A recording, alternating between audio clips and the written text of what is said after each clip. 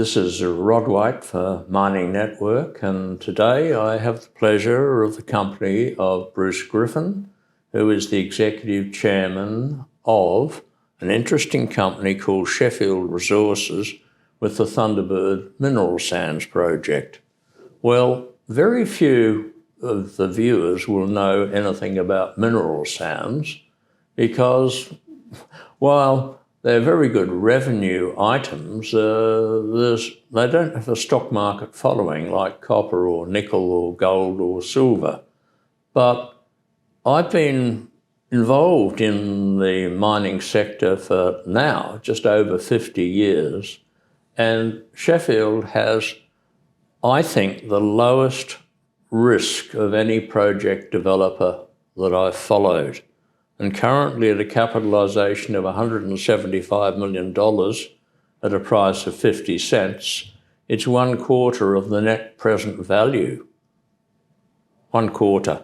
And this is unprecedented. So Bruce, that is one hell of an introduction. So can you take us through what Sheffield is and what Sheffield's got?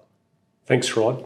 So Sheffield is, as you've said, mineral sands company. We're developing the Thunderbird mine in the northwest of Western Australia in the Kimberley region. We're doing that in joint venture with a Chinese partner called Yansteel. They have 50% of the project, a Chinese steel company developing a titanium dioxide pigment business.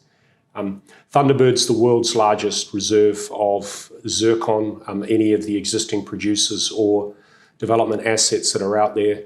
And it's also very high, it's high grade both in zircon and titanium dioxide, so it's quite a unique opportunity. And the market for mineral sands, demand is rather strong and supply is, if anything, moving below demand at the moment, and particularly for zircon. New mine capacity is needed, and I think that Thunderbird is, I think it's the largest new zircon-rich project coming to production in the world, isn't it? Yeah, that's right, Rod. It is probably one of the largest, if not the largest, of the new zircon projects. There aren't very many zircon projects. You quite rightly pointed out that the zircon market in particular is characterised by the decline of some of the largest producers. Particularly, there's Iluka's main in asset. Western Australia. Yep, Iluka's Eucla Basin asset is near the end of its life, and it currently produces about 1/3 of the zircon in the world. And the other two big existing producers, Rio Tinto with Richards Bay Minerals in South Africa and Tronox with their operations in Australia and South Africa, are really struggling to maintain their current levels of supply. So you've got a situation where you have a mine that's coming to the end of its life that would need probably 3 Thunderbirds to replace it, and those resources just aren't out there. So the industry is more concerned about mid to long-term supply than it is about demand, and that's a fairly unique proposition from a market perspective. Yeah, so from your perspective, you've got an off-taker. I mean, this putting Sheffield together, which I've watched since Bruce became involved, is really a remarkable exercise in elimination of risk from the very beginning. Can you take us through your involvement and what you've achieved in de-risking the project? Yeah, I mean, I've been involved first as a consultant and then on the board since early April 2020. The project, it's a very interesting project, but like most mineral sands projects, you have to work out the right way to develop it. And probably unlike some of the other commodities, offtake is critical to making mineral sands projects work. You don't have the deep markets like you have for things like gold and copper. So if you don't have a relationship with a customer who's going to take your product, it's almost impossible to finance because the financiers will worry about effectively volume risk. Can you sell the product? So we were very fortunate that Yansteel were looking for a strategic source of raw material to supply the new business they were entering. They approached us with the proposition of becoming our equity partner, helping to fund the project, and and also taking the offtake. And they took the offtake of probably the more difficult of our two products to sell easily into the market, which was, the ilmenite. The ilmenite, in the form we have it, and the ilmenite itself is very good quality, but it comes in a concentrate where it's mixed with titanohematite, and you need to do some roasting to make it separable. We could do that ourselves, but fortunately, Yansteel were building a plant that would enable that to happen, and so we're able to sell it to them at the full value of the contained ilmenite, and they are able to then use their plant to recover it. So we've avoided putting capital in, but not lost any margin in that process. In fact, you actually saved the investors $100 million from being able to do it that way. Correct. If we'd done it ourselves, and ultimately, that's something we could have done technically, but it would have cost another 100 million Australian dollars, and it wouldn't have added any net MPV. So for us, that was a definite win-win. And as soon as we had the confidence in Yansteel as a partner, both technically and commercially, which we took about a year after we were in the JV with them to reach that point, we were very comfortable to make that decision. The other thing that Yansteel did for us is when we formed the joint venture, rather than doing an earn-in, which would be the classic way for someone to acquire an interest, they would fund the costs as they arose. We got Yansteel to contribute the cash directly into the company up front. So on closing and forming the JV, they paid 130 million Australian dollars in and received half the shares in the joint venture. And then the joint venture company was then able to use that money to fund holding costs, but also a lot of construction activities and so on. So we've been able to progress the project using their equity in a way that we would have never been able to do. A normal junior would have had minimal equity and just try to keep the lights on while they put the funding together. Extraordinary dilution, which you've avoided. But then you had two more financings.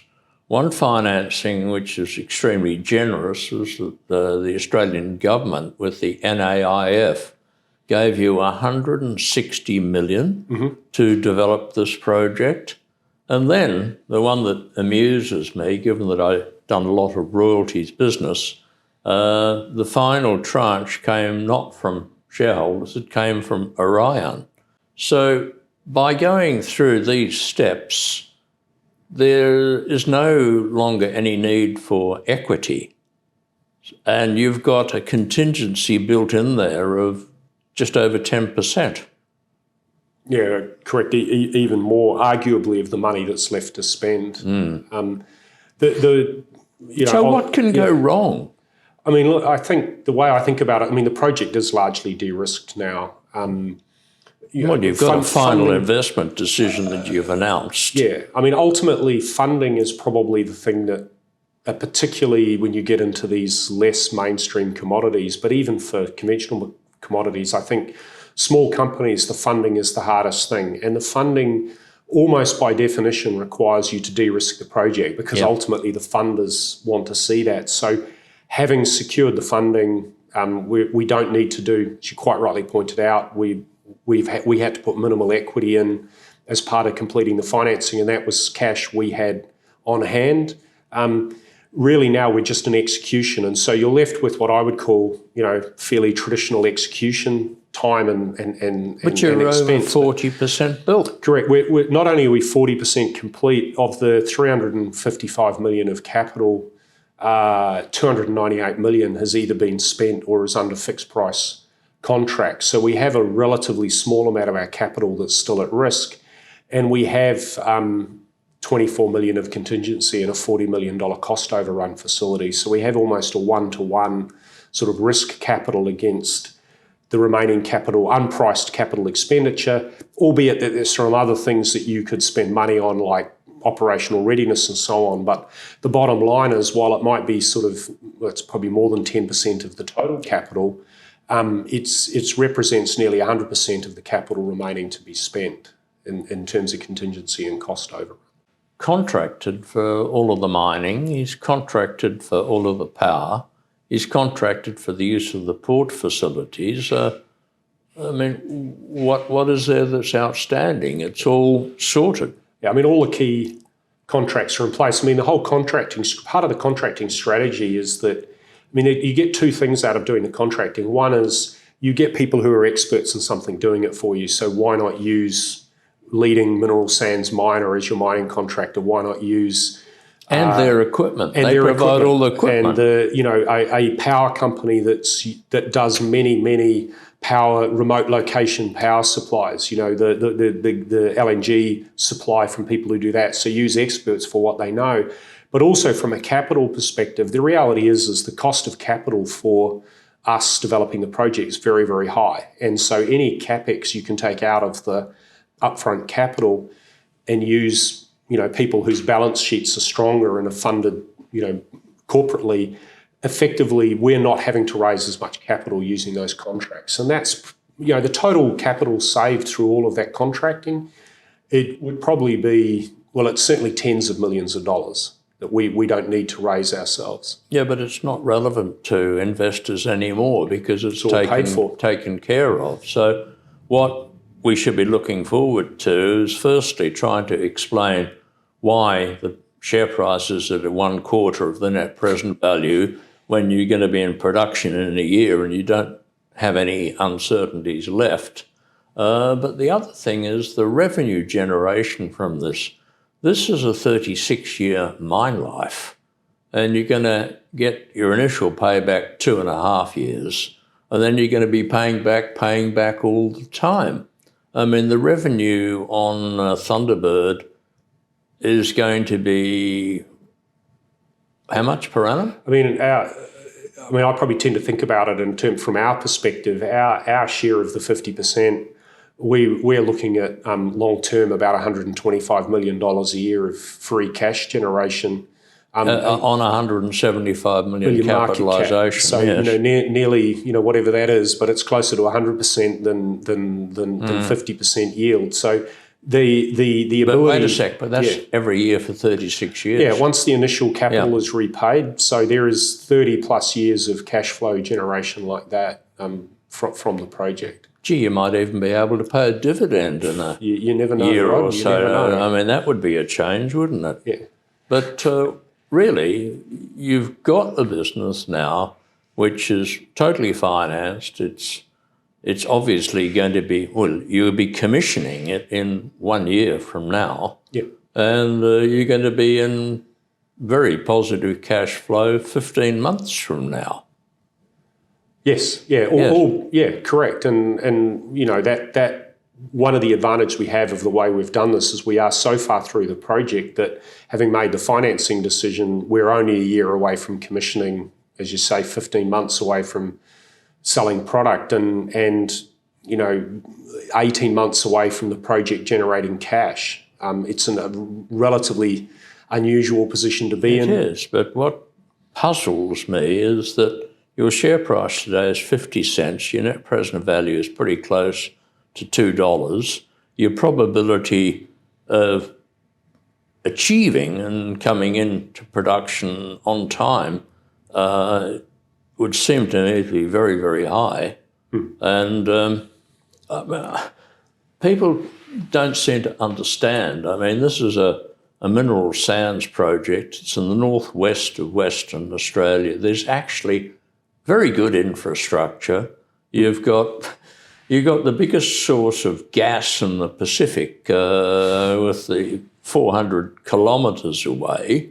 You've got two ports, 130 kilometres. 150 from site, yeah. That's Derby and Broome. You've got labour there. You're going to be an important employer of the Aboriginal population. There's no permitting or other issues. You got monumental level of government support. I mean, the whole thing is like a cake baked in an oven, ready to be eaten, isn't it? Yeah, I mean, I think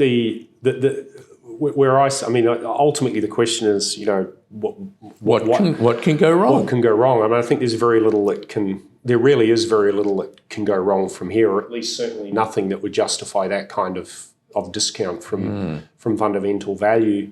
There has been disappointment in the market, and also I think until we actually delivered the funding, there was always that question about, well, would this time really be different? Now, it was different. We had Yansteel as a partner and, some of those sorts of things. But I think when you've had those... and you as the executive chairman. Yes, yeah. but, ultimately, when you've had those disappointments, it's much easier to start from zero than it is from a negative. I'm certainly hopeful that now we've, the financing off the table, it really is de-risked. We've removed the historical reasons where the project has disappointed investors. So, hopefully we can put that history behind us now.